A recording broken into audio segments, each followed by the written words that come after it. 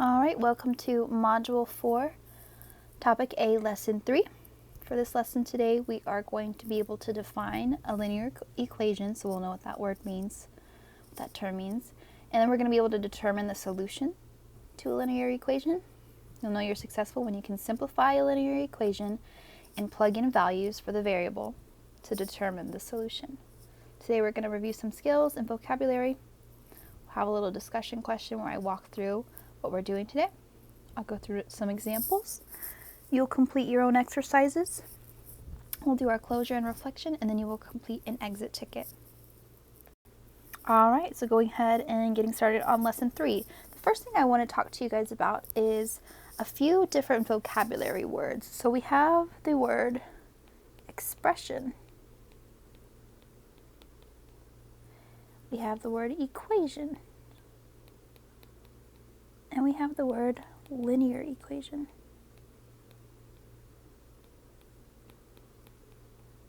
Okay, so we need to know the difference between these because they kind of sound similar and we kind of forget the difference as we move through math. So an expression is something that does not have an equal sign. So if I said something like 5x plus 2, that's an expression because it cannot be solved because we don't know what that equals. Okay, an equation has an equal sign. So 5x plus 2 equals 12. Okay? A linear equation is pretty much, we talked about this in the last lesson, it's an equation that when we graph it, it forms a line. Okay? And we know that we have a linear equation when our variable is either raised to the 0th power or the first power. If it's raised to an exponent of anything else, it's not going to be linear. Okay, so this is just some review of things you should have already known. Today, what we're going to be doing is taking linear equations and figuring out what value could we plug in for this variable that would make this true. Okay, and when a value makes an expression or an equation true, it's called a solution. Okay, so if you look down here, if you look below at these 2, 4, 6, these 6 linear equations.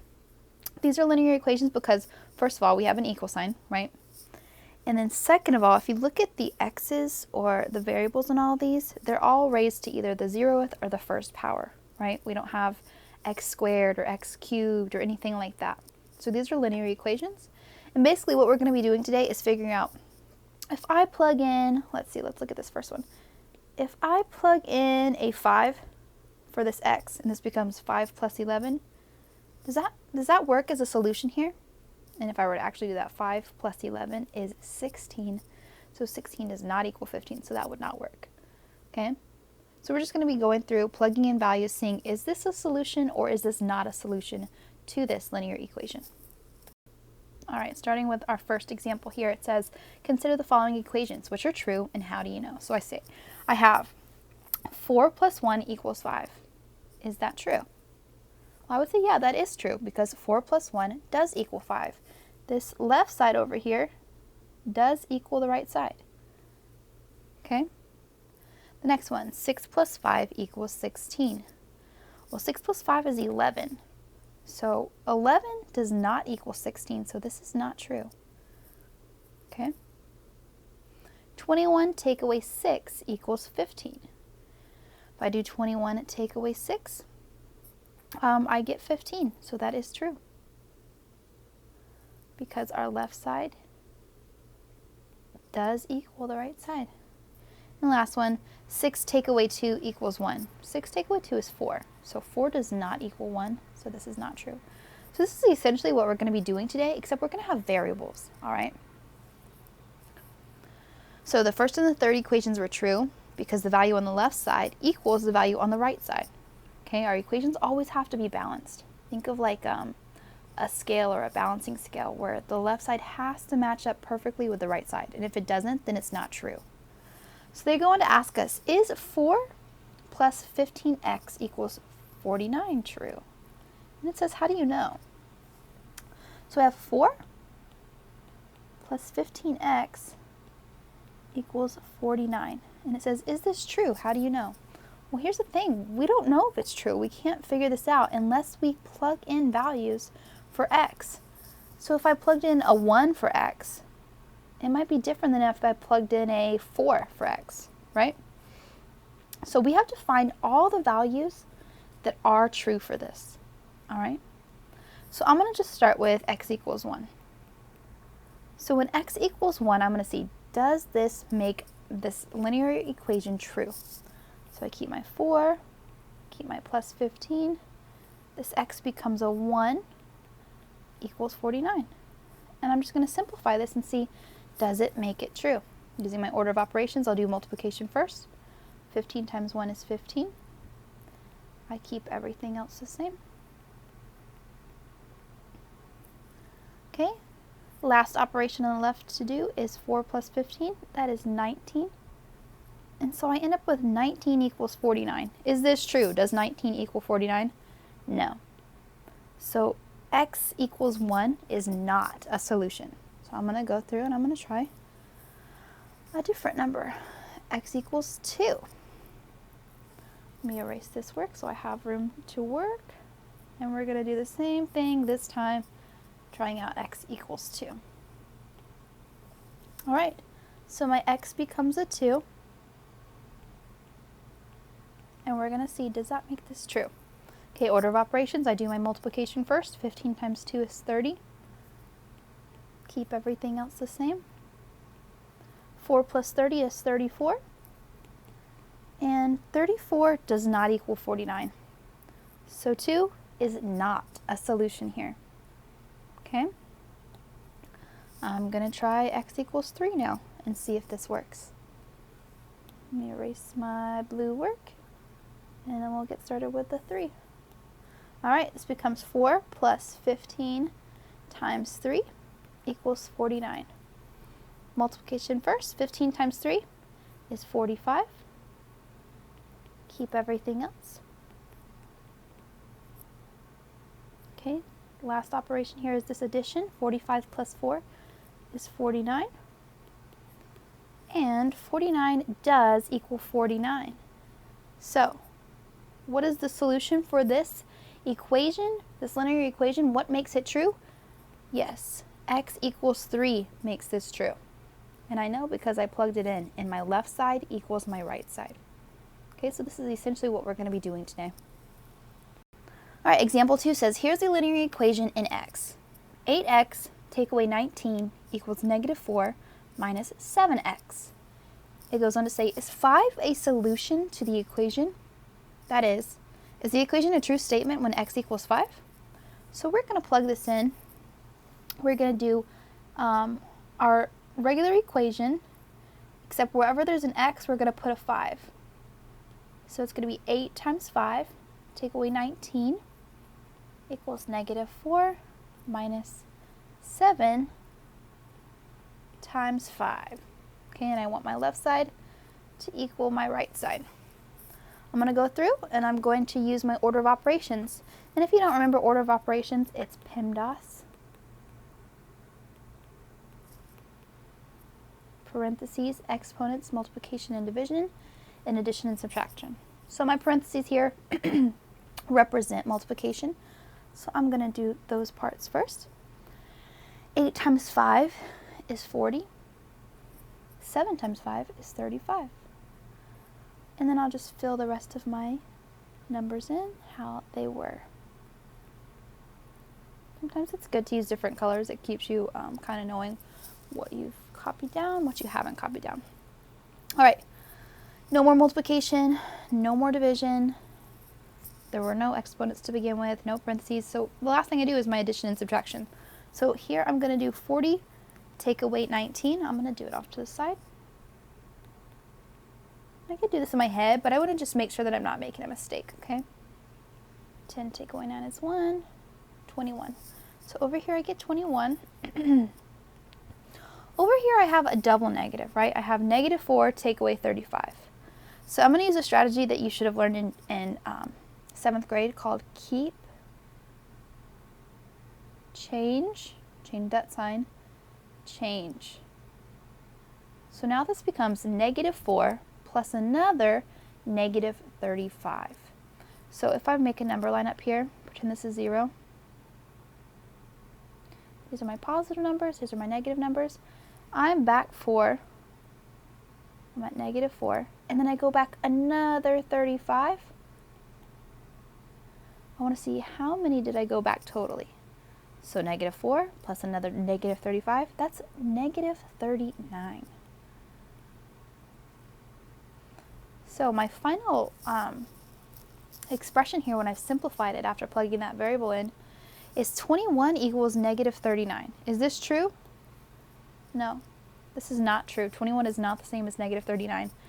So, no. The equation is not true when x equals 5. And that's my answer there. Okay. It goes on to ask us to plug in a different number. It says, is 1 a solution to the equation? That is this equation a true statement when x equals 1? So I'm going to do the same thing as I did before, except this time, wherever there was an x up here, I'm plugging in a 1. So 8 times 1, take away 19, equals negative 4 minus 7 times 1. Draw my lines so that I have it separated, so I know the left side has to equal the right side. First thing I do is my multiplication. 8 times 1 is 8. 7 times 1 is 7. Everything else stays the same. Take away 19, my equal sign, my negative 4, and my minus sign. From there, I'm just going to simplify my subtraction problem. So 8, take away 19. So if I'm already at 8 on a number line, and I go back 19, this is going to be a negative number. So here's how I would solve this. I would actually do 19, take away 8, and I would just make my answer negative. 9 take away 8 is 1. Bring down my 1. So I got 11. So there's a distance of 11 numbers between 8 and 19. So to go from 8 to negative 19, there are 11 spaces in between. So 8 take away 19 is negative 11, because I take the sign of the larger number, and the larger number here is going to be that 19. All right. On this side, I have negative 4 take away 7. I'm going to use that same strategy from above. I'm going to do keep, change, opposite, or keep, change, change. So I'm back 4. I go back another 7. I know that 4 plus 7, 7, 8, 9, 10, 11 is 11, but these are already negative. So it's going to be a negative 11. And if working with negatives is kind of difficult for you, you guys are allowed to use your calculator. Okay, just make sure you're using it correctly. A lot of times students still get mixed up with negatives because they don't know how to put a negative sign into their calculator. So make sure you figure that out. So we have negative 11 equals negative 11. Is this true? Yes, this is true. So, yes, the equation is true.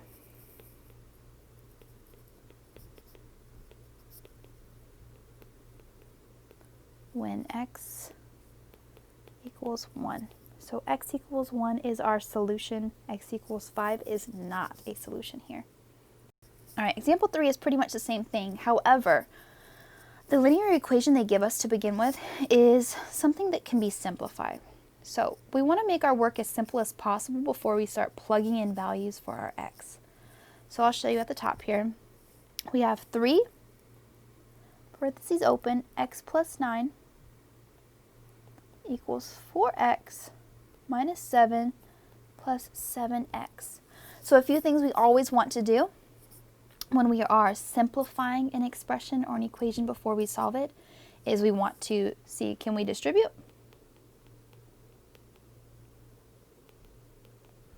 And can we combine terms?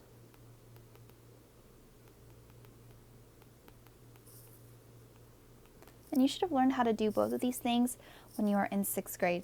So I'm going to work on my left side and my right side. On the left side, can I distribute? Yeah, I can distribute that 3 to both of the terms inside of this parentheses. So I'm going to do 3 times x and 3 times 9. 3 times x is just 3 x's. 3 times 9 is 27. I need to make sure that I keep that plus sign that was in between them. Okay? On the right side, there's nothing that I can distribute. There's no multiplication going on here. Can I combine like terms? Do you see any terms that are alike? I do. I see 4x's and 7x's. Those terms are alike, so we can combine them. So instead of just saying 4x minus 7 plus 7x, I'm going to go ahead and add these two terms, the 4x and the 7x, together. So if I have 4 x's and then I add 7 more x's, I have 11 x's total. And I keep the rest of that expression, which was just minus 7. Okay, so you'll see that I'm now working with something that's a lot more manageable. There's not as many numbers here. There's not as many variables here. It's a lot smoother for me to work with. Okay, so now that I have used my distributive property, my commutative property to make this look a little bit easier, my question goes on to ask me, is 5/4 a solution to the equation? So if I plug in 5/4 for x, will it make this true? So that's exactly what I'm going to do up here. So wherever there's an x, I'm going to change it to 5/4. So this becomes 3 times 5/4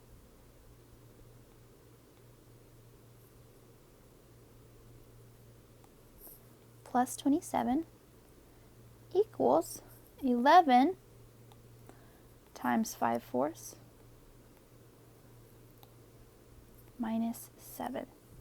And again, you'll see the only thing I did was change those x's to 5/4. All right? And now I can solve, and I will see, does my left side equal my right side? So using the order of operations, first thing I want to do is multiply. So it says 3 times 5/4. So when we do multiplication with fractions, we literally are just multiplying straight across. So I'm going to put an invisible 1 underneath this fraction, or this whole number, to make it a fraction, and then I'm just going to multiply. So when I do 3 times 5, I get 15. When I do 1 times 4, I get 4. Okay? And I will keep everything else the same. On the right side, I'm going to do 11 times 5. 11 times 5 is 55.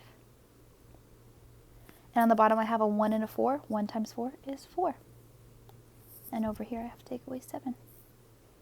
Alright, so we are now working with this problem. You'll see that it's getting smaller and smaller. We're simplifying it more and more as we go.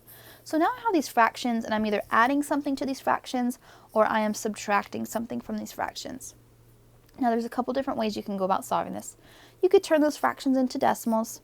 You could turn them into mixed numbers. You could turn your whole numbers into fractions and then add them or subtract them together.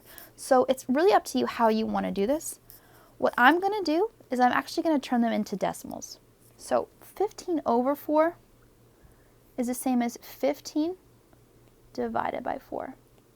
Now I don't mind if you do this on your calculator. I'm just going to do the math out so that you see it. 4 will not go into 1. 4 goes into 15 3 times. 3 times 4 is 12. When I do my subtraction, I get 3 left over. I'm going to add my decimal point, bring down my 0. 4 goes into 30 7 times. 4 times 7 is 28. Subtract, I get 2. Bring down my next 0. 4 goes into 20 5 times. And I'm done with my math there. So 15/4 is the same as 3.75. So this becomes 3.75 plus 27. And then on this side equals. And I'm going to do the same thing with 55 over 4. I'm going to turn this into a decimal. I'm going to erase my work over here so I have room to do my division. So 55 over 4 is the same as 55 divided by 4. 4 goes into 5 one time with 1 left over. 4 goes into 15 3 times. 15 take away 12 is 3. Add my decimal. 4 goes into 37 times, which is 28. remainder of 2, bring down my next 0, 4 goes into 20 5 times. And so I now see that 55 over 4 is the same as 13.75. All right, my last step here is to actually do this math. So I have 3.75 plus 27, and I have 13.75 take away 7. Now already looking at this, I know that this is not going to be true because I'm adding these numbers on the left side, and I'm already starting with a 27, so it's going to be probably like 30 something. On the right side, I'm taking them away, so it's going to get smaller than 13.5, so it's not going to work out, but I'm going to show you just in case. So I have 27 plus 3.75. Remember that when we add decimals, we have to line up our decimal points. So I have 5, 7, 10, 3. So on my left side, we have 30.75. On the right side, I have 13.75. Take away 7. 5 minus nothing is 5. 7 minus nothing is 7. Keep my decimal point. 3 take away 7. Can't do it. Borrow 13 take away 7. 7, 8, 9, 10, 11, 12, 13. That is 6. So my final answer over here is 30.75 equals 6.75. Is this true? No. So no, this is not true. 5/4 will not work as a solution.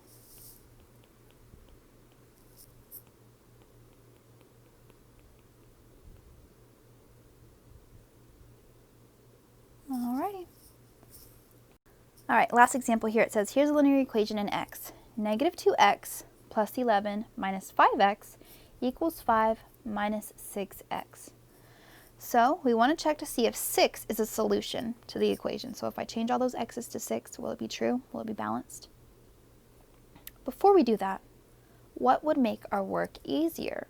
So again, I said this before, but we want to simplify. So to simplify, my favorite and quickest things to do are to distribute and to combine like terms.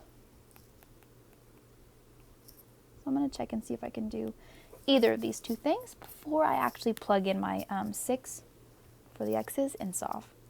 I have negative 2x plus 11 minus 5x on my left side equals 5 minus 6x.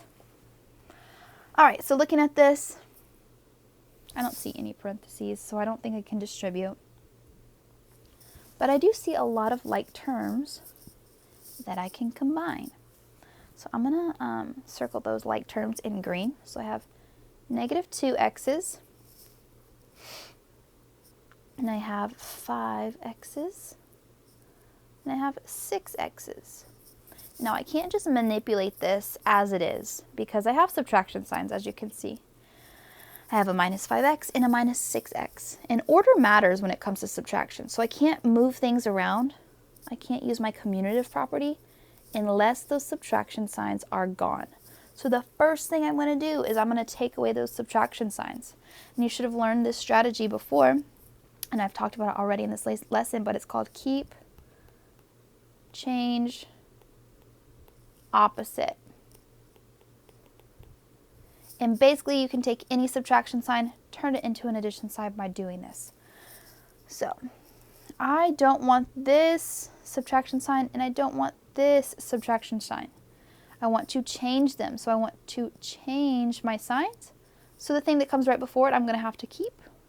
And the thing that comes right after it, I'm going to have to make opposite. So I have keep, change my sign, and then do the opposite. This becomes negative 5x's. Okay? Over here, I have keep, change, opposite, negative 6x's. All right? The only thing that I'm missing from this that I had above that I did not bring down was my negative 2x's and this plus sign. All right, now that I have plus signs, I can combine my like terms. So again, negative 2x's, negative 5x's now, you'll see that it changed, and negative 6x's. These things are similar and we can combine them. So on the left side, negative 2x's plus negative 5x's. That gives me negative 7x's. Okay, and then I just keep my plus 11. On the right side, I don't have anything that negative 6x can combine with. But I could move it over to the other side. So I'm going to leave it for right now. And then in my next step, I'm going to move it over. Okay? So I'm going to move over these 6x's. Right now they're on this side. If I don't want them on the right side, I'm just going to do the opposite. I'm going to add 6x's, and I'll do it to this side. All right, over here it cancels. I'm just left with 5. Over here, negative 7x's plus 6x's leaves me with just negative 1x. And I have plus 11. Okay? I'm going to separate this so that we can see all the different steps I've taken. And so, to be honest with you, like, this is super simple. I could definitely plug in my x for 6 and see if it worked. But I'm going to show you that we can make it even more simple. So another like term here are just my numbers, my 11 and my 5. I can combine those. I do have to, however, move that 11 over to the other side. So I'm just going to take 11 away from both sides. On this side, I'm just left with negative 1x. On this side, if I have 5 and I take away 11, I have negative 6. All right, now that I have my problem as simple as possible, I'm going to move up a little bit. I'm going to plug in x for my 6, okay, and see if it makes it true. So I have negative 1x, so this becomes negative 1 times 6. And everything else stayed the same because there's nothing on this side but just my negative 6. And negative 1 times 6 is negative 6. So at the very end of all this, I have negative 6 equals negative 6. So is this true? Yes. X equals 6 is a solution. Now, could you have just added in or substituted in those x's for 6's right at the very beginning, right at this first step? Absolutely. Would the math have been a little bit more heavy? Yeah. You'd have had to plug in 6 3 different times, and then you would have had to multiply, and then you would have had to subtract, and then work with your negative numbers. I always suggest that you do your simplification, all of these steps, first, okay, before plugging in your variable. All right, what you are going to do now is you are going to do your exercises, numbers 1 through 6. You're going to pause this video, work through these. It's pretty much exactly what we just went through. Refer to your examples if you have any trouble, and then come back to this video and press play to review your work. Okay? All right. Now that you have done your exercises, you can come back and watch me work through them and check your work. So for exercise 1, I've already simplified my expression. You can see that I combined like terms, I moved things around, and I ended up with the expression negative 3 equals 1x. And it wants me to plug in negative 3 for x and see if it's true. Okay? So if I plug in a negative 3 for this x, will it be true? Well, what is 1 times negative 3? Negative 3. Do my sides match up? Yes. This is a solution.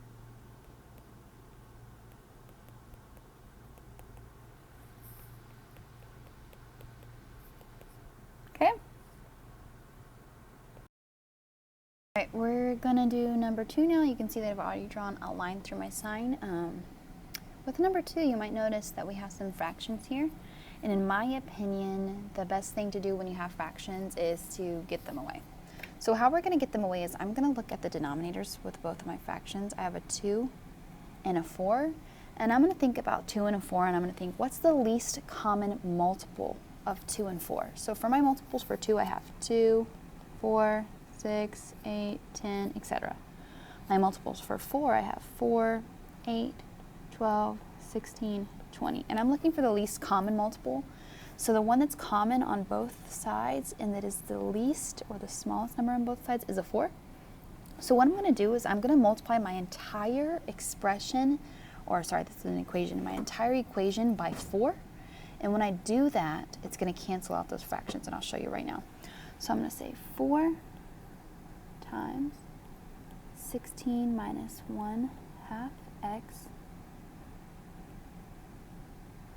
equals the same as 4 times 3/4 x plus 1. And I had to do it to both sides, okay? So I'm going to multiply that 4 by everything inside of the parentheses, and it is going to cancel out my fractions, and you'll see it real quick. So 4 times 16 and 4 times 1/2 x. 4 times 16, I'll do it over here on the side. 6 times 4 is 24. 4 times 1, 4, 5, 6, 64. So this becomes 64 minus, and then 4 times 1/2. What's half of 4? 2. So this becomes 64, take away 2 x's. On the other side, I distribute my 4 to this fraction, and then my 4 to the 1. 4 times 3/4. Now, I'm going to do this off to the side as well. 4 over 1 times 3 over 4. One thing you need to know about when you multiply fractions is that you can cross-reduce. There's a 4 across from each other, so I literally just cancel that out. All that's left on top is a 3. All that's left on bottom is a 1. 3 over 1 is the same as 3. So this becomes 3x's. Plus, what's 4 times 1? 4. All right, so as you can see, I have got those fractions out of the way, and now I can actually start moving things around. All right, so you can see that all my work just appeared really quickly, but I basically just kept going. I simplified this problem down to this answer right here where it says 60 equals 5x, and now I'm going to plug in 12 and see if it works. So I have 60 equals 5x. I'm going to turn my x into a 12 and see if it makes my left side equal my right side. What is 5 times 12? 5 times 11 is 55. Add 5 more, that equals 60. Does 60 equal 60? Yes. So yes, 1 is a solution. All right, for number 3, you can see that I have simplified this expression, 24x plus 4 plus 2x equals 3 parentheses open 10x minus 1. What I did was combine my like terms, and I distributed. And then I moved my numbers around. I used my commutative property to simplify it further. So when I simplified it completely, I got 7 equals 4x. And it said that this guy Chad was claiming that x equals 2 makes this correct. So I'm going to change my x to a 2 and see if it works. What is 4 times 2? 4 times 2 is 8. Does 7 equal 8? No. So x equals 2 is not a solution.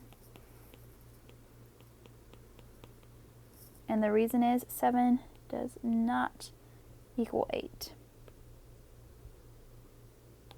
All right, for number 4, we have x plus 6 equals 8 plus 7x. What I've done is I have moved around and combined my like terms. And when I've simplified everything, I got negative 2 equals 6x. I'm now going to plug in negative 1/3 for my x.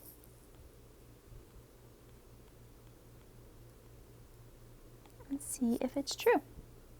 Okay, so when I multiply fractions, I want to make sure I have my invisible denominator, 1 there. And I'm just going to multiply straight across. 6 times negative 1 is negative 6. 1 times 3 is 3. So now this is where my equation looks. Pretend it just carried up right up here. So I have negative 2 equals negative 6 over 3. Negative 6 over 3 is the same as negative 6 divided by 3, right? That means division. And when I divide 6 and 3, I get 2. And I have to keep my negative sign because a negative divided by a positive is a negative. So I get negative 2 equals negative 2. So is she correct? Yes. She is correct because negative 2 does equal negative 2. All right, so this one's a little bit different. It says the angel transformed this really big equation that he started with, this one right here, into this one. So he simplified it. We want to know, did he do that correctly? And then afterward, he said that x equals 4. So the first thing I'm going to do is I'm going to simplify it for myself over here. So I'm going to combine my like terms, and I'm going to distribute. Over here, I have 6x's and a negative x. I'm going to change this. I'm going to do keep, change, opposite. So this becomes negative x. And then I'm going to combine those. So 6x's, take away 1x is 5x's. And I keep my plus 4. On the right side, I'm going to distribute this 2 to both of these inside. 2 times x is 2x. 2 times 1 is 2. And I keep my plus sign. Okay? From there, I'm going to move some things around. So I'm going to move my 2x's to the other side. So I'm going to take them away. 5x's, take away 2x's, leaves me with just 3x's. Plus 4. Over here it canceled, so I was just left with 2.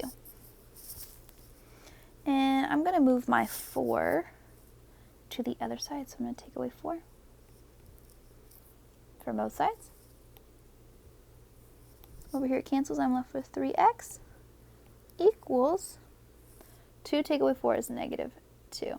So this is what I got when I simplified. What he got when he simplified was a little bit different. So already I think that maybe he did not do this correctly. Okay? So now he's saying x equals 4 is a solution. So if I plug it into mine over here, we'll see if it's a solution. So it becomes 3 times 4 equals negative 2. 3 times 4 is 12. 12 does not equal negative 2. So for me, it's not a solution.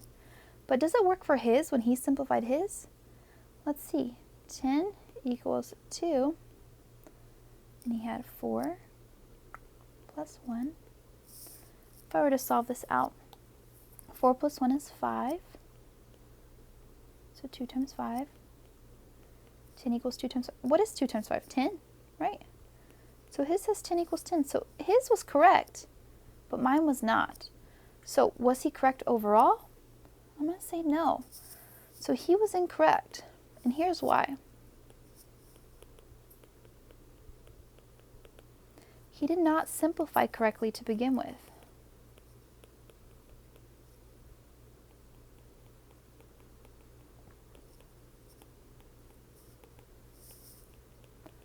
Somewhere along the line, he made a mistake, and that affected his answer. But he was incorrect. So for number 6, our answers are definitely going to vary. Basically, it says that x has to equal 3. And you need to make us a problem or a linear equation that makes this true. So we could have something completely different. But I'm just going to show something where I have, let's see, 2x's equals 6. And I know this is true because if I change that x to a 3, 2 times 3 does equal 6. So you could have come up with anything. Just make a problem that will show that this is true. Okay?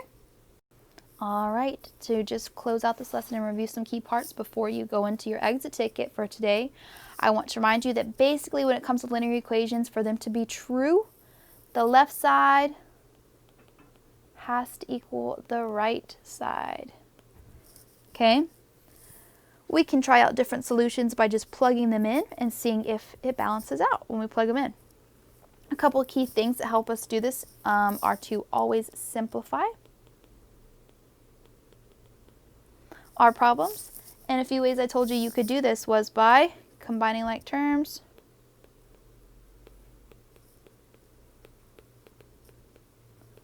and by distributing. One thing I want to point out before you move forward into your exit ticket, be careful with your negatives, okay?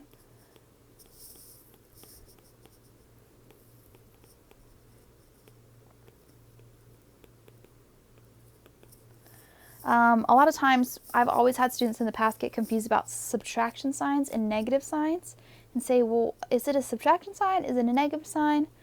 And that's up to you. You can always change an addition or a subtraction problem to addition by using that strategy I showed you, keep, change, opposite. So if I had 5 minus 2. I can change this to an addition sign by doing keep my 5, change my sign to plus, and then do the opposite. Okay? So if you're ever confused about your subtraction signs, change them to plus signs. You'll see that it pretty much stays with the number that comes next, turns it into a negative. But this is where I assume that a lot of issues are going to come into play is with our negative signs. Also, if you're getting stuck when it comes to fractions, go back to those examples and those exercises where we had fractions involved and look at my examples before you solve them. All right? Your exit ticket for today is 3 questions. What you are going to do is plug in the numbers that they give you for your variables and figure out, is this a solution to the equation? Okay? Now, number 1 is pretty straightforward. It's what we've done already. You're going to plug in 8 for that x and see if it works out. Please explain to me why or why not. If you say, yes, this works, tell me why. It's a very simple answer of 7 equals 7.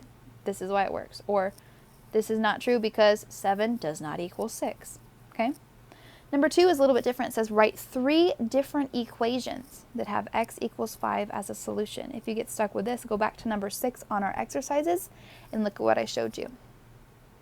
Okay? And number 3 is negative 3 a solution to this equation. Make sure that you simplify to help yourself out and explain. Now this entire exit ticket is worth 1, 2, 3, 4, 5, 6, 7 points. Okay? So it's out of 7 points. Make sure you're explaining. Make sure you're answering all parts of the question before you submit. And you're all done with lesson 3 of module 4. When you finish your exit ticket, please make sure that you do your reflection in Google Classroom. And if you have extra time for today, make sure you're working on either MobyMax or Prodigy to get those minutes in and to maybe get an extra credit assignment done.